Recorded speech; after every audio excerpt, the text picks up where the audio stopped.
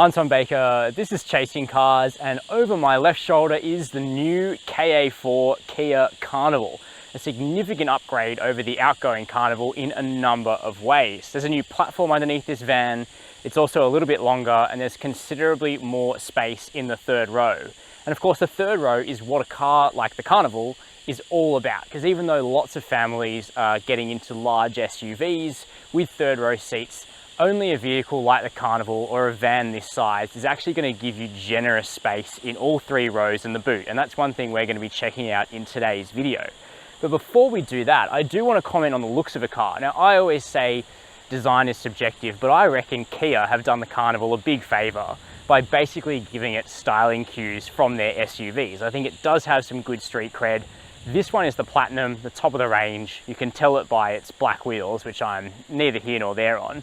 But I just like the rugged styling, and Kia think that quite a few people that would have got into an SUV will now consider this van. But you'll have to let me know what you think of the styling down below. But in today's video, we're going to jump in, check out the front seat of the Carnival, then the second and the third rows, which are now more customizable than ever, before we take this Platinum Diesel out on the road to see how the new Carnival drives. But before we do that, make sure to hit subscribe down below and the notification bell. Now outside, all of the Carnivals in the range actually look pretty decent now because Kia have made alloy wheels standard at long last, and also LED headlights, so even the base model looks smart enough. And even fridge white has been deleted from the color palette. The standard color is actually something that looks suspiciously like Nardo Grey. But of course, the Platinum does get all of the niceties inside and out.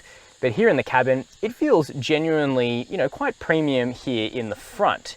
Now, most of the models do get the up-spec infotainment that I'm sitting in front of here.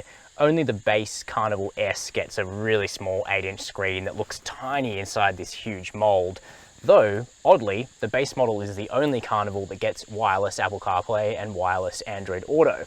If you buy any of the other grades, which get this 12.3-inch touchscreen instead, which is a really good system, you only get wired Apple CarPlay and Android Auto, and that's because Kia and Hyundai are in the midst of a dispute with one of the technology companies about whose map is going to be the default choice with wireless CarPlay or wireless Android Auto. We're not sure which company, but one of the two.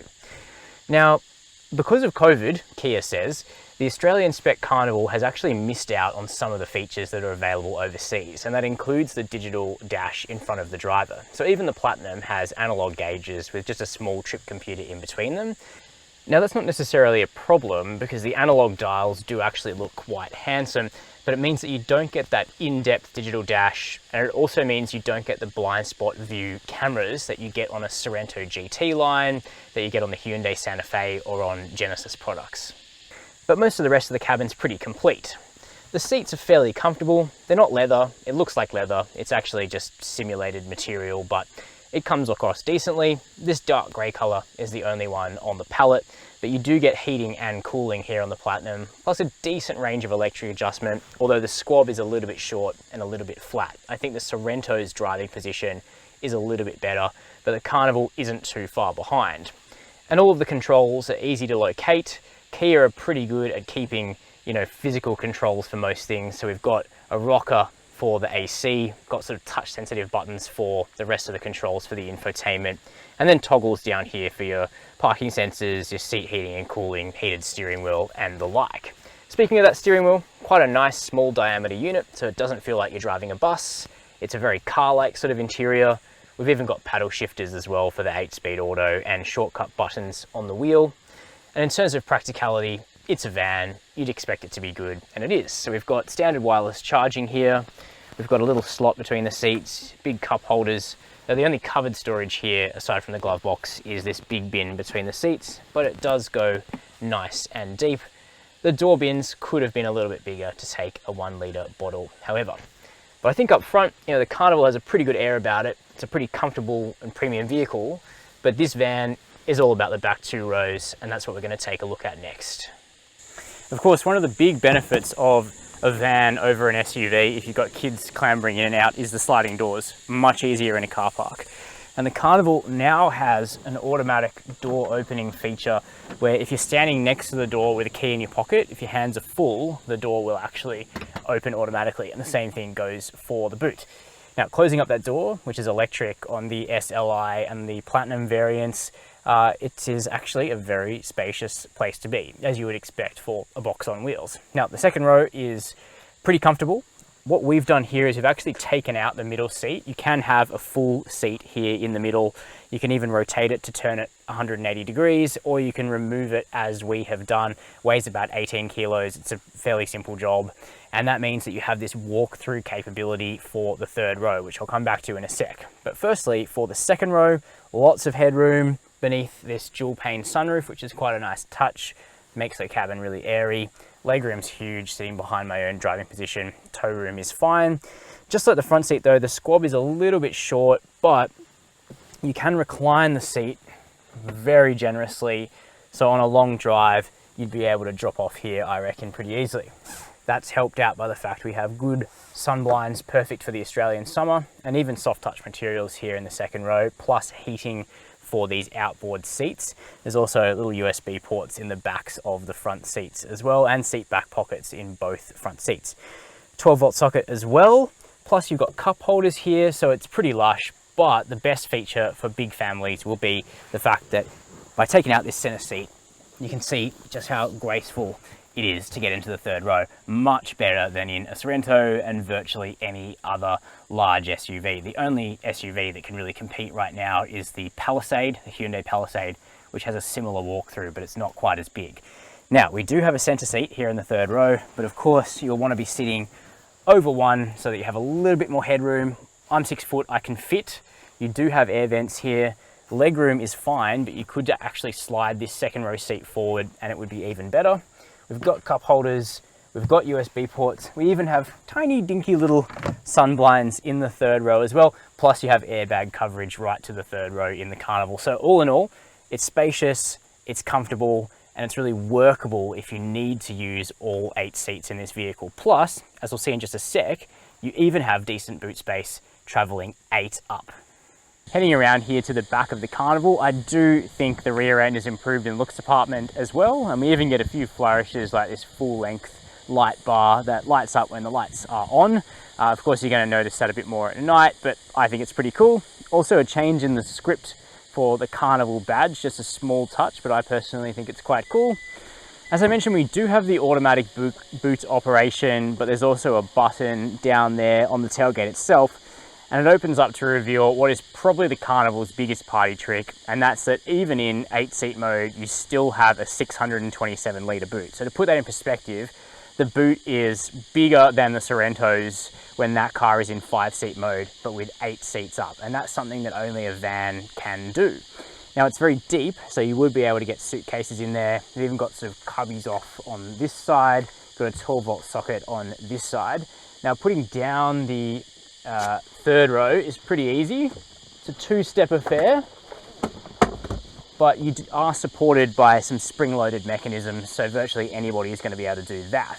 And of course, once you do fold that away, well, it's no surprise to say you get van-like space in this van. If you're using it in 5-seat mode or 2-seat mode, you'll be able to get virtually anything into the Carnival. So, no great surprise that it's still a very practical vehicle, lots of interior space, lots of boot space. But one thing Kia have really worked on is the dynamics, and that's what we'll talk about next. So the Carnival looks different outside, the interior has certainly been spruced up, and it's more spacious in the back. But given that the Carnival now rides on a new platform, you'd expect it to drive quite differently to the old one, and it does, in a good way. The old Carnival was already one of the best vans to drive in terms of feeling like a car. And the reason I say that is traditionally vans have driven like vans or commercial vehicles with pretty rough suspension. And in fact, even with the old Carnival, my advice was to buy a Sorento instead, because even though it was a lot smaller inside and smaller in the boot, the suspension was so much better. Now I'm gonna have to change that advice because the new Carnival rides considerably better than the old one. That is the main change between the old Carnival and this new car. A lot of the other aspects are quite similar. It's still reasonably good to drive on a country road, probably the best in segment, and the engines are still perfectly competent, but the ride is now compliant enough to kind of really convince you that you could be rocking a van instead of an SUV, and potentially even if you'd gone to an SUV, you might now go back to the van format. We'll come back to the ride and handling shortly. First of all, let's talk about the engines, because there's a choice of two, and they largely persist from the previous version, but there is a big change to the diesel. And so we have the 2.2 litre turbocharged 4-cylinder diesel engine, which is now branded as a SmartStream series engine. It is a development of the old R series 2.2 litre diesel. The outputs, though, are very familiar: 148 kilowatts of power and 440 newton meters of torque.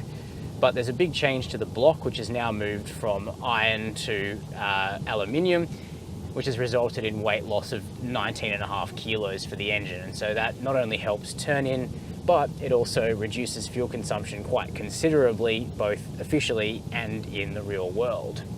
Now, the diesel is likely to continue to be the most popular choice in the Carnival. All of that torque, so low in the rev range, makes it perfect for carrying a load of people and cargo. But the more affordable engine continues to be a 3.5 litre naturally aspirated, direct injected V6 petrol. That's also now a SmartStream engine, but the changes to the petrol are less than the changes to the diesel. Now, the petrol makes 216 kilowatts of power and 355 newton meters of torque, which is definitely enough, but because it's a naturally aspirated engine, it does need to be revved to get the best out of it and to find those 355 newton meters.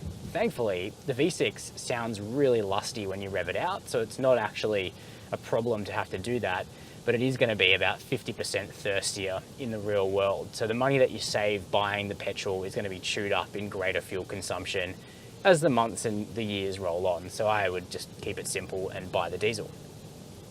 Now, both of the engines are paired to an in-house 8-speed torque converter automatic transmission, and that's one place where the Carnival differs from the Sorento and the Hyundai Santa Fe, despite sharing a platform and engines.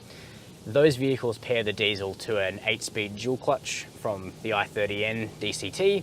The Carnival persists with the torque converter auto. Now, in reality, that's no problem, because it's a good auto. It's slick, it's smooth, and most importantly, it stays out of the way. It just makes the right choices of gears. You don't notice it. It doesn't have the snappiness of the dual clutch, but in a van that measures over 5.1 meters long, that's probably not what you're looking for. However, it does mean that the Carnival is not available with all-wheel drive, which will rule it out for some people that live in areas that get snow, or if you need to drive down gravel roads often. The stability and safety of all-wheel drive is a nice to have. And unfortunately, all-wheel drive isn't on the radar at all for this generation of Carnival, so I wouldn't expect it to happen. Now, on the ride and handling front, COVID-19 created a bit of an issue for Kia's local engineering and tuning, in that the operation that Kia runs is based in Melbourne, Victoria, which went through a very difficult, hard lockdown in 2020. And that meant that only the suspension was able to be finished in time for the Carnival. The steering is the Korean domestic market tune. The suspension is really well done for this car. There's only one tune, no matter what grade or wheel size or engine you have, but it works well, right from the base model, which is on small 17-inch alloys and chunky tires. It's really soft and comfortable, through to this Platinum, which is on larger wheels and slightly less chunky tires, but even the Platinum is perfectly comfortable. And in particular, the rear suspension, which is a multi-link independent rear suspension, has been totally redone and is now way less boomy, less thumpy, much more comfortable over bumps. Now, Kia tuned the Carnival to ride best with 4 or 5 people in the car. I've only got 2 of us in here right now, but it's still fine unladen. There aren't those classic effects of shimmying or bouncing or thumping from the rear end. So I'm confident to say the new Carnival rides considerably better than the old one, and it's very car-like. It's quite similar to the Sorento. They share many components, they share dampers. It's just the tune that differs. The steering, on the other hand, is just acceptable, and Kia Australia were pretty cool on the steering when they talked about the release of this car to journalists, and I can kind of see why. It doesn't feel like the steering in a Sorento or a Sportage or a Stinger, all of which received a comprehensive Australian tune. Now, the steering tune was a casualty of Victoria's 2020 lockdown, and Kia have absolutely confirmed that the Carnival will be getting an Australian steering tune later. They haven't said whether or not it will be retrofittable to people that buy brand new Carnivals like this one. Even though it is electric power steering, it would probably be possible to retrofit it. They haven't confirmed whether they will do that or not. But I think it'll be interesting to revisit the Carnival when it does get its Australian steering tune, because the Korean tune is acceptable. It's just quite slow. There's not much immediacy off center. It's very light. There's a total absence of feel, if I'm honest. It definitely gets the job done. And the tiller is connected to decent rubber, continental rubber on this Platinum that I'm driving here. But even the hand cooks on the base model Carnival S that I drove in anger on a country road were up to the job. The steering though is very vague, so I think it'll be interesting to revisit it when it does get a local tune. Finally, well, not quite finally, a word on Refinement. Definitely good, even though we have all of this empty space. It's not too echoey or resonant in the cabin. I think it will allow passengers to drop off to sleep. It's so quiet on a longer drive. And a word on safety, which is actually really impressive because there's heaps of safety tech from the base model up. All cars get pretty comprehensive forward AEB that can detect cars, pedestrians and cyclists. You get lane keep assist with lane centering on all cars, and it does work pretty strongly. You can disable it easily from the steering wheel, but I think most people will want to leave it on. Adaptive cruise with stop and go across the range. Blind spot monitoring with rear cross traffic alert is across the range as well. More expensive cars get niceties like a 360-degree camera.